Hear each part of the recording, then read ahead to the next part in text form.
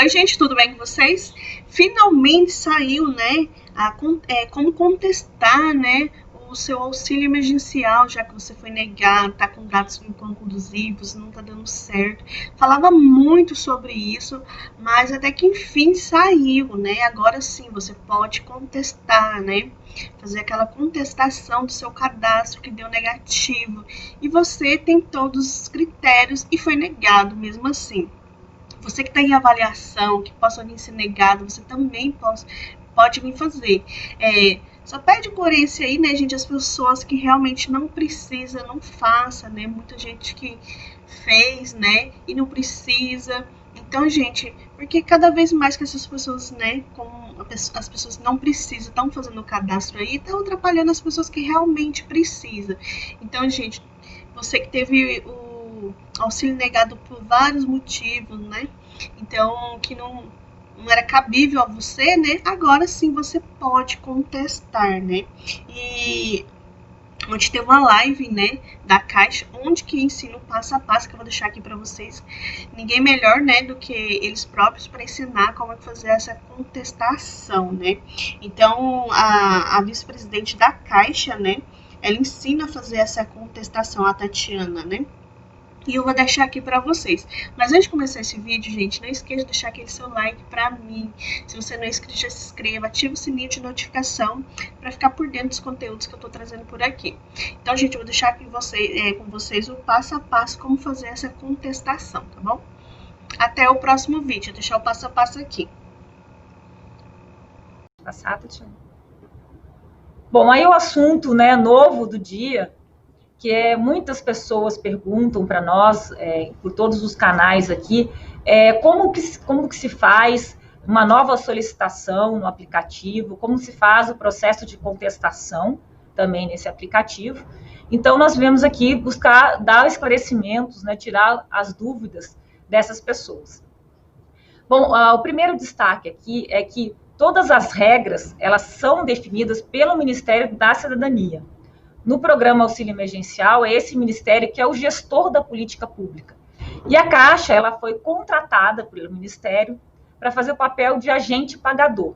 Então, nós somos responsáveis pelo pagamento, nós recebemos uma lista de CPFs e de valor, em que a Caixa que foram as pessoas que foram selecionadas, né, pelo atendimento dos critérios estabelecidos pela lei, que foram selecionadas e analisadas pela Dataprev, e homologadas pelo Ministério da Cidadania.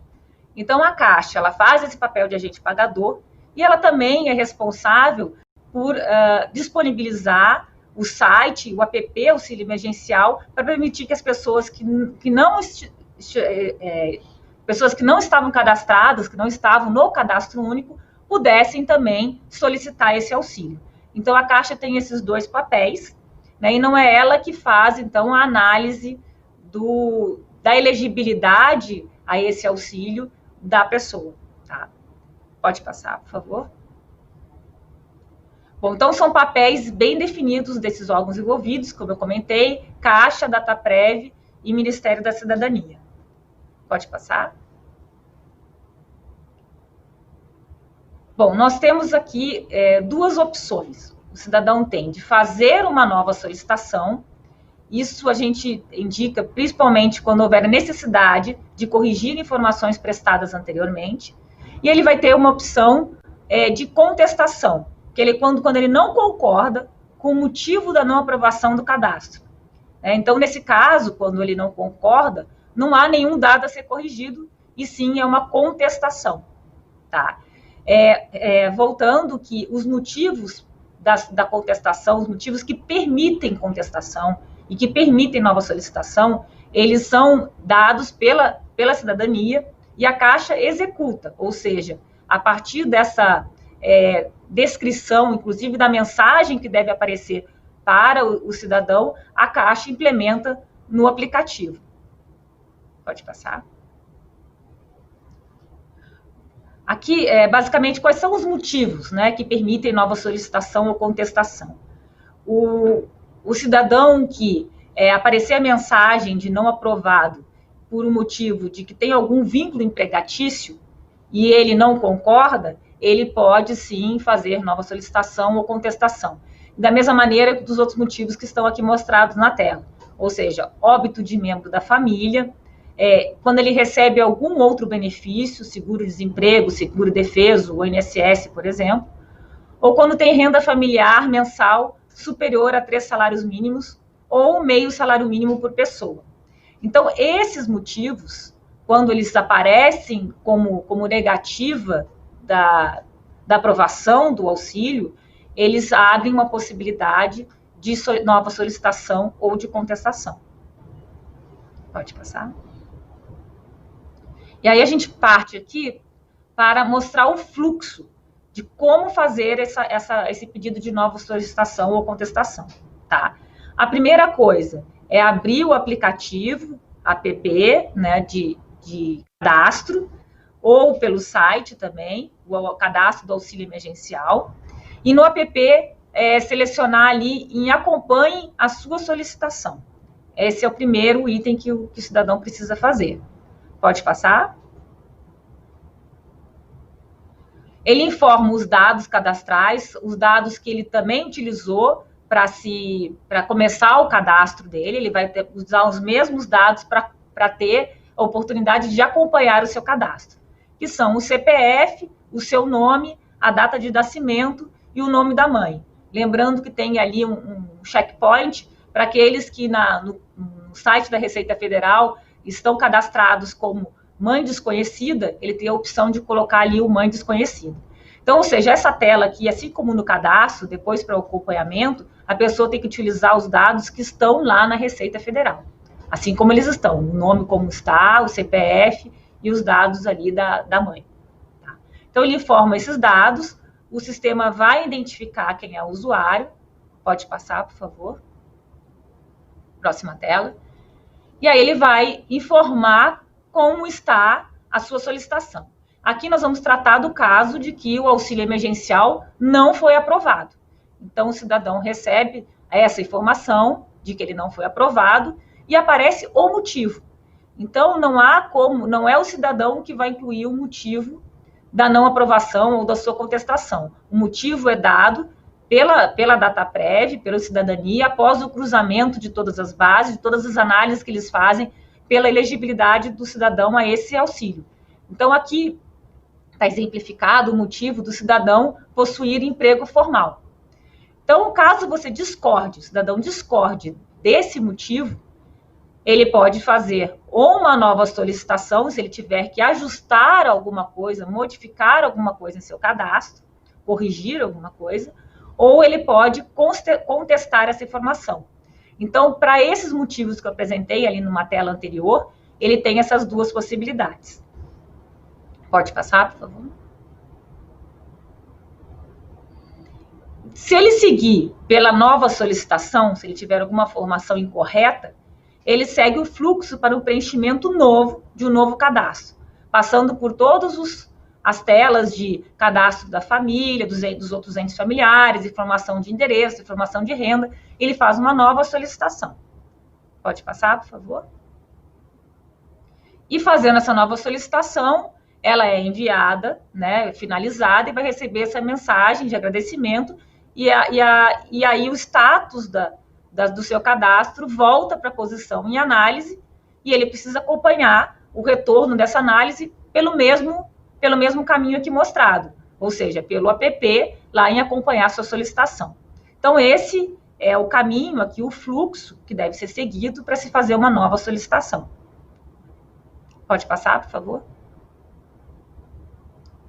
Agora, no caso de escolha de uma contestação, ou seja, ele fez o cadastro corretamente e ele quer contestar esse motivo que foi apresentado, né, que o exemplo aqui é do cidadão possuir emprego formal. Então, nesse caso, ele vai escolher a contestação. Pode passar, por favor.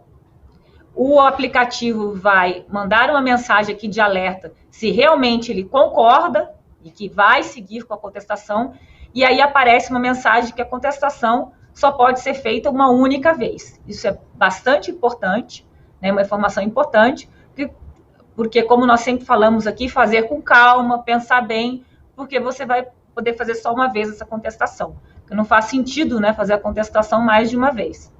Outra coisa, o motivo que aparece ali de contestação, que nesse caso foi emprego formal, pode ser mais de um motivo, tá? Também. Pode passar, por favor. Então, os motivos podem ser mais de um. Você, novamente, tem que concordar com o motivo. Pode passar. Dar continuidade ali ao processo de contestação. E aí tem uma declaração em que precisa ali ser confirmada, né, pelo cidadão que está preenchendo, sobre a veracidade das informações prestadas. E ele tem que fazer isso, tem um checkpoint ali, dizendo que ele declara como verdadeiras informações para prosseguir com a contestação. Pode passar. E aí, finalmente, aparece, então, a contestação em análise e, da mesma forma como quando se faz uma nova solicitação, o acompanhamento pode ser feito aqui pelo app ou pelo site, ali no mesmo acompanhe sua solicitação, no mesmo ícone. Tá? Pode passar. Bom, então nós falamos da possibilidade de se fazer uma nova solicitação, quando tiveram dados incorretos, ou fazer uma contestação. E aqui, por último, uma outra possibilidade que tem no aplicativo é a questão dos dados inconclusivos. Então, aqui, da mesma forma, o cidadão vai pelo acompanhe sua solicitação. Pode passar, por favor. E informa os seus dados cadastrais, sempre precisa informar esses dados mínimos para o sistema identificar quem é o cidadão, fazer a identificação positiva. Pode passar.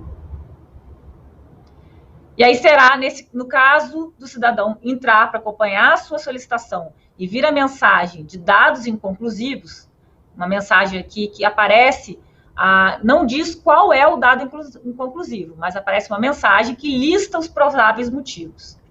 Pode passar, por favor? Quais são esses motivos de dados inconclusivos? Nas primeiras versões do aplicativo, nós tivemos uma questão muito grande de preenchimento incorreto dos dados dos entes familiares. Em desacordo, incorreto, por quê? Em desacordo com o que está no site da Receita Federal, no sistema da Receita Federal. Então, data de nascimento ou o próprio CPF, incorreto. Então, assim, isso aparece como dados inconclusivos. A partir daí, como nós já tivemos 15 versões diferentes desse app, e sempre buscamos aprimorar para ajudar o cidadão nesse preenchimento e na conclusão desse cadastro.